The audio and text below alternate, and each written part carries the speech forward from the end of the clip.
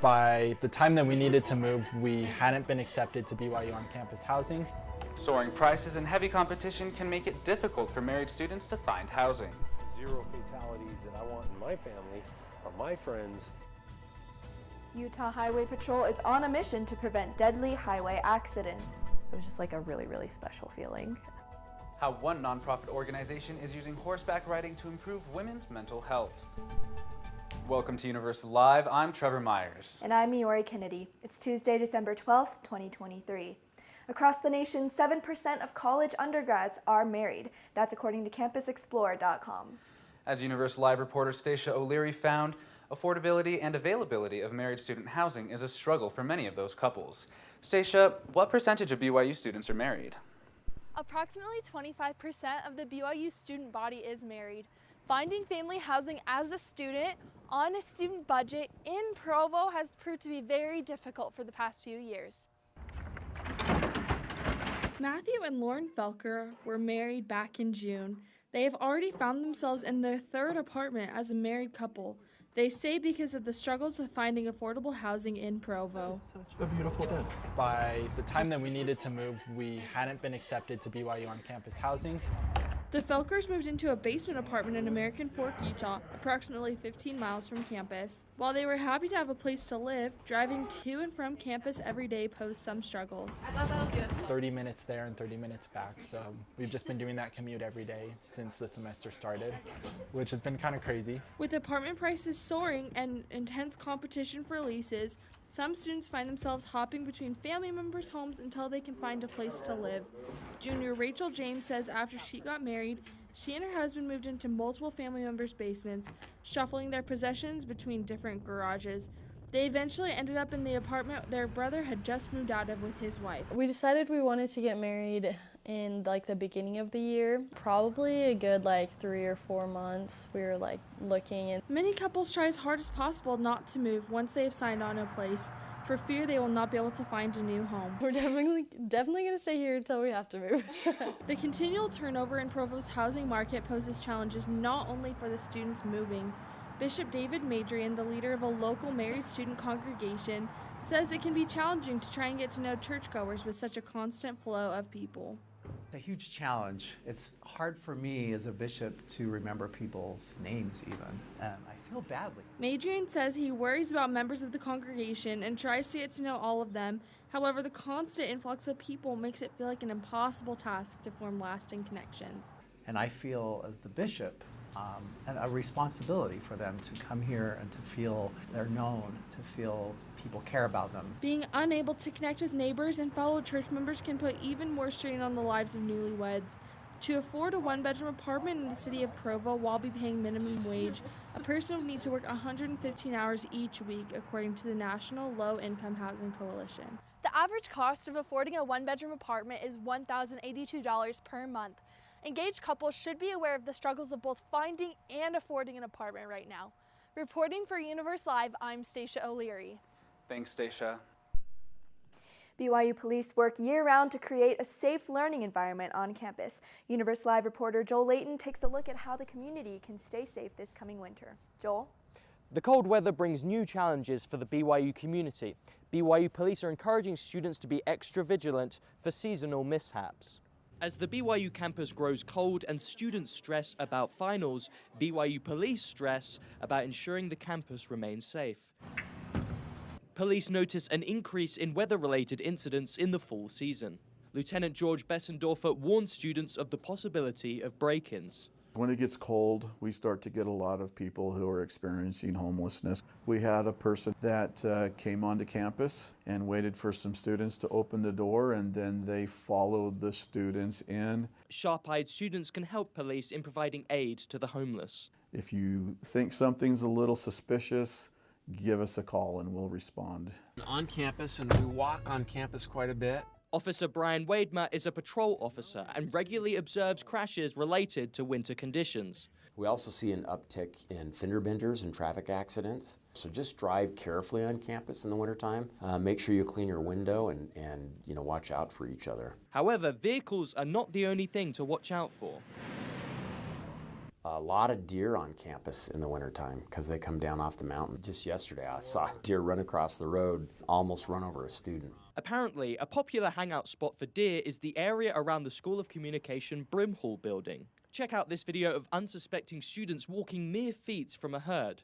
The students seem unfazed and the deer unmoved. Information Systems Major Josh Michelson appreciates BYU police watching out for the community. They're good. I think they do a good job. They've made a lot.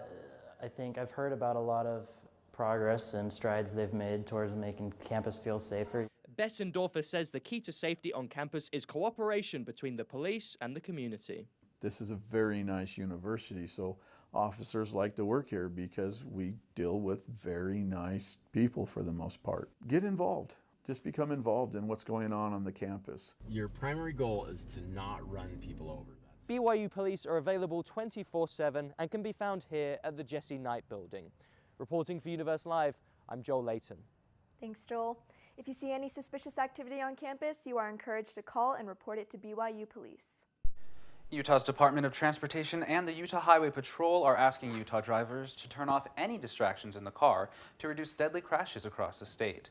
Universe Live reporter Ethan Porter is in Provo. Ethan, what's being done to reduce these crashes this year?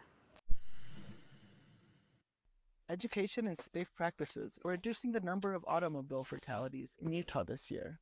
However, Utah's Department of Transportation and Utah Highway Patrol say the numbers are still well above the pre-pandemic figures. Utah roads have seen a significant decrease in the number of automobile deaths this year. Nearly 40 fewer people have died on Utah roads compared to the record high numbers in 2021 and 2022, which saw more than 300 people die in traffic-related accidents each year. Department of Transportation Public Information Officer John Gleason says the downward trend is a positive sign, but the only acceptable goal is 0 deaths. If we're talking about 0 fatalities that I want in my family or my friends, why can't it be that way for everyone? And we can get there. 2023 has seen a significant decrease in the number of deadly auto crashes across the state. However, the figures still surpass those recorded in 2018 and 2019. Utah Highway Patrol Sergeant Cameron Roden says the decrease this year compared to the previous 2 is a sign that driving behaviors may be changing across the state. And we're starting to return back to some of those pre-pandemic driving behaviors where we know that it's not acceptable to drive extremely fast or drive impaired. Educating new drivers through early prevention programs is an important aspect in reducing the number of deadly crashes across Utah.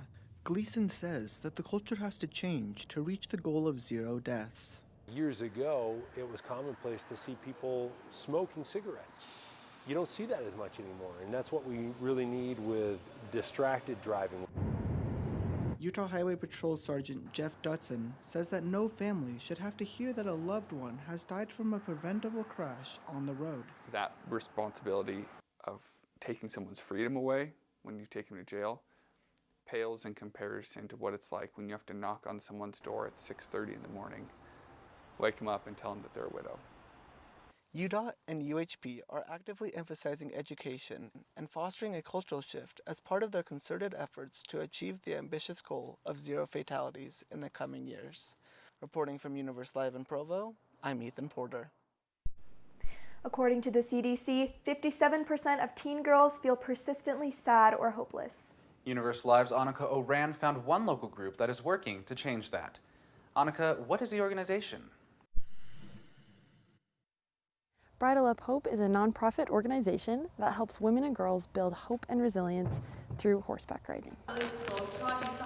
Bridle Up Hope Executive Director Nicole Green says women face increasing pressure in today's world. Having a place where you can come and learn and grow, wherever you're at, I feel like it really helps impact stress and anxiety and also depression.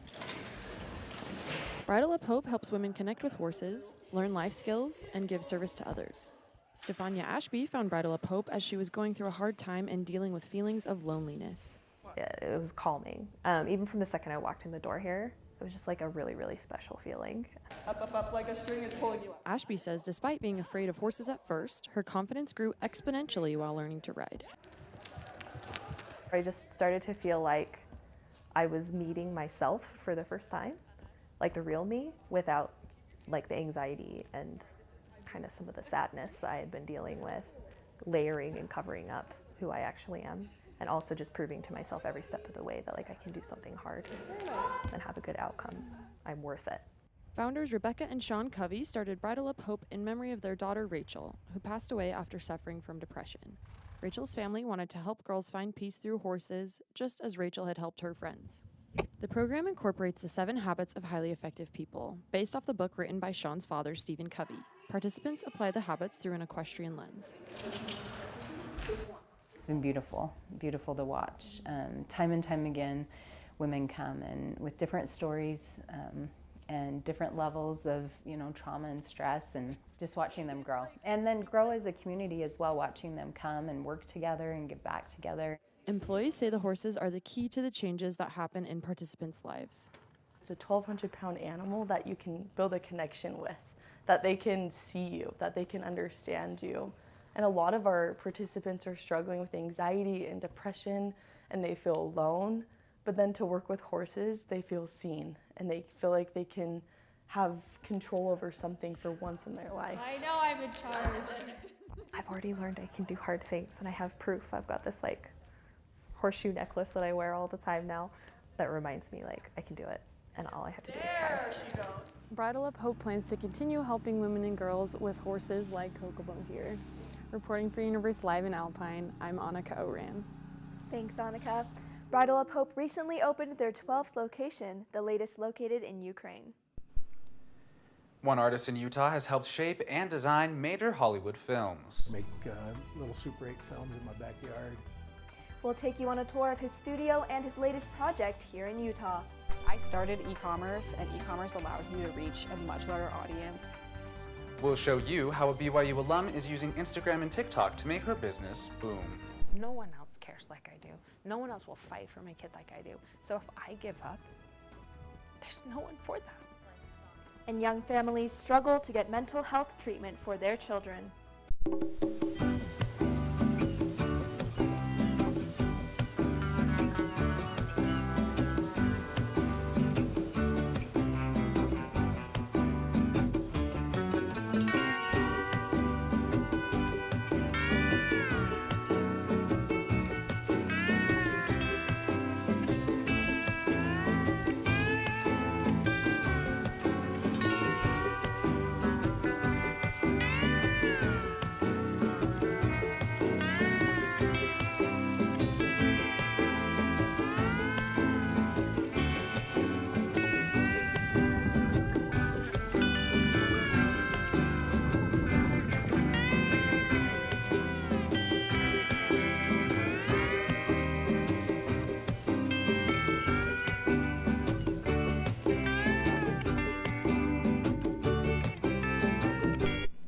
The CDC reports that 10 to 20% of Utah children experience a mental health challenge every year.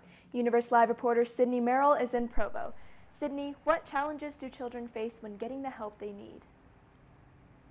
According to the CDC, about 90,000 children in the state of Utah will experience a significant mental, behavioral, or emotional challenge in any given year.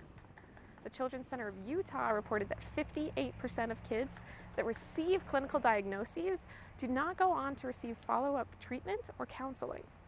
This is like soft talk. Callista Perazzo is a mother of 3, and they're learning how to balance daily life with their mental illnesses.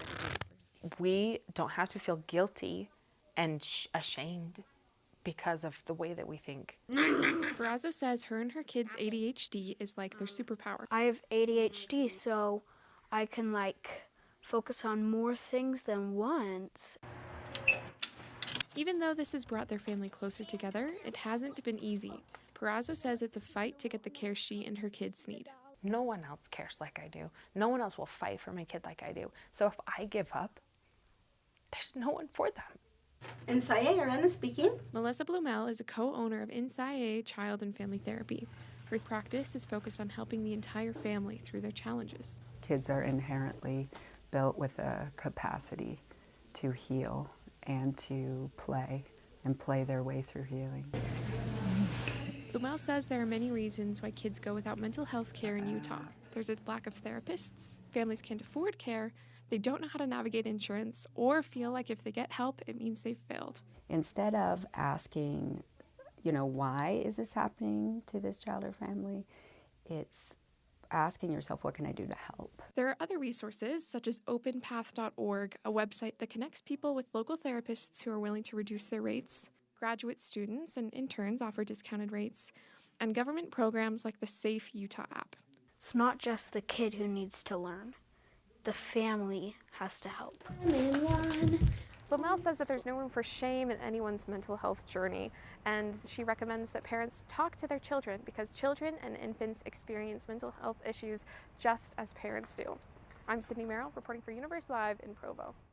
Thanks, Sydney. Think time on Instagram is time wasted? It turns out scrolling through your feed can give small businesses a boost. Universe Live reporter Emma Everett Johnson gives a behind-the-screen look at one of these social media shops. Emma, does it look like these businesses will last long-term? Right here in Utah, small businesses are getting their start on social media. And it looks like they plan to stay there.